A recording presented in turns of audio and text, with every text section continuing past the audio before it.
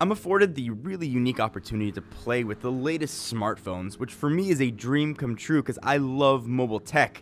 And everybody in the office here loves mobile tech too, but sometimes we can't agree on what the best phone is, and that kind of was until now. So when our editor-in-chief Roy Choi and our executive editor Todd Hazelton both said their favorite phones and the phones they are using right now is the Huawei Mate 9, I figured I should take notice and maybe give it a shot myself. So initially, just looking at the screen, I just assumed it was QHD, but it is not. It is 1080p and it looks really nice. The camera on the Mate 9 though can definitely be a little bit hit or miss. It's totally capable of taking really excellent shots, but it's not nearly as good as I've had with the Pixel XL or the iPhone 7 Plus. Todd and Roy were saying how awesome the battery life is. This phone could last for days and days. So I was expecting really great things when I started using the Mate 9, and they were kind of right. Battery life is really unmatched. I also really liked the industrial design on the phone. It felt really good in the hand. I liked the fingerprint reader, although the spot where you put your finger was a little bit small. It felt nice. It kind of had that HTC industrial build to it. The phone seemed really zippy throughout everything I did. I never had any sort of slowdown. I was a little bit